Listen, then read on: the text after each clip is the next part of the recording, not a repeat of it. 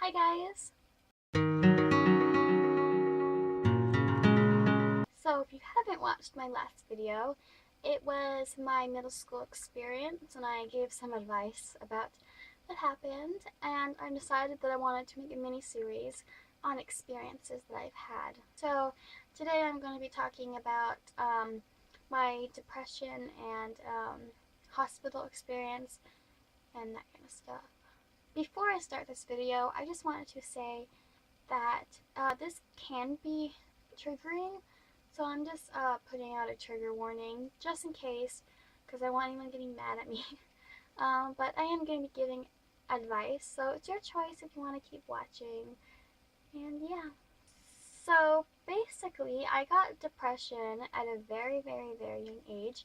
I got diagnosed with depression at the age of 12, and that's so young to be diagnosed with that. Um, so yeah, I got diagnosed with it at 12, and um, I guess it increased because of people, like I said in my last video about what happened, and with people at school, and I guess it just got worse and worse and worse until I started cutting myself, and I wanted to like die. I was suicidal, and it wasn't pleasant.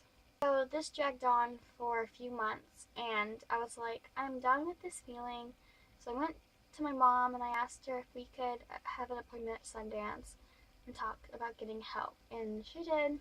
She got me an appointment, so we went, and they basically said that because I was suicidal and that I was cutting myself, I had to be put in the hospital, like the mental section for she said 5 days, and nope, it was not 5 days, it was 10 days.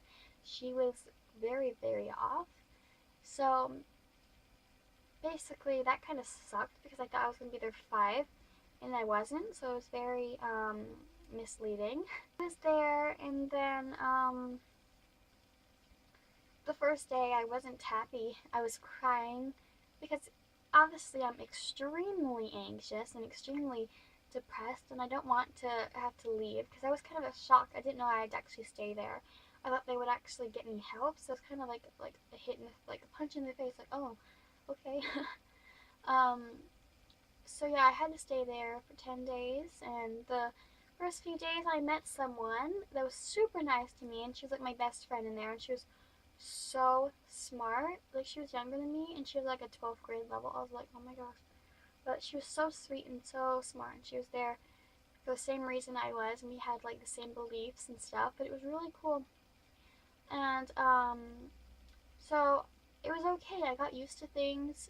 The food was great. And I got better, and I behaved. That's the one thing you want to do, is you want to behave when you're in there, because they'll treat you nicer. That's what I have learned. But so yeah, I was in there for 10 days, and I got better. I was truthful to my therapist in there. They put me on new medicine, and I had all different, I was in so many different rooms, and I had so many different roommates. I kept changing everything. I would say that it does help, and if you are cutting yourself or you feel suicidal, you need to get help, and you need to go to a hospital because it's serious, because I don't want you to feel so horrible. I don't want you to cut yourself or feel like your life isn't good enough to move on. I don't want you to end the possibilities that could be, the things that you could succeed in, the achievements you could, get. Like I have said, that it's like having a hard time in your life is like running over a speed bump. You're going and everything's smooth at first, and then there's just the bump. You have to get over it, and then life is smooth again. It's all smooth again, and that's how you have to think of things. Just because something is going bad in your life doesn't mean things get better. And there might be multiple speed bumps. You never know, but once you get over the first one, you'll become stronger, and you'll be able to go through all the other ones.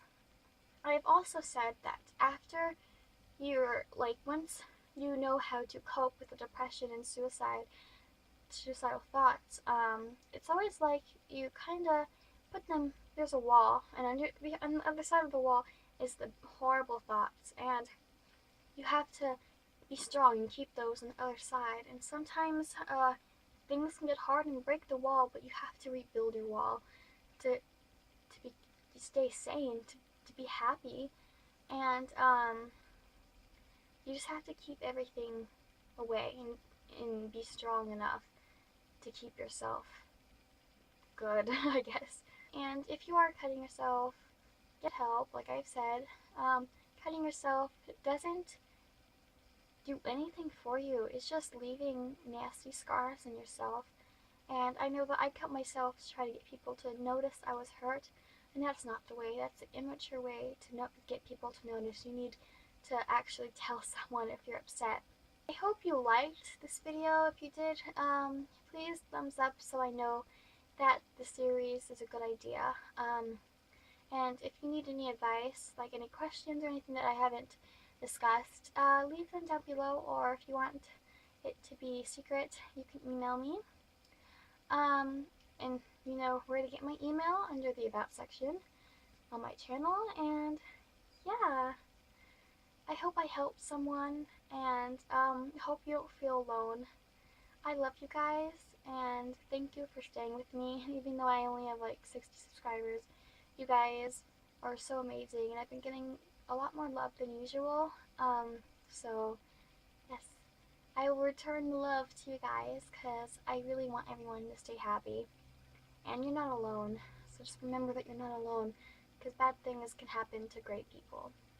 I'm gonna go so I don't run out of storage. Yeah, I will see you guys in my next video.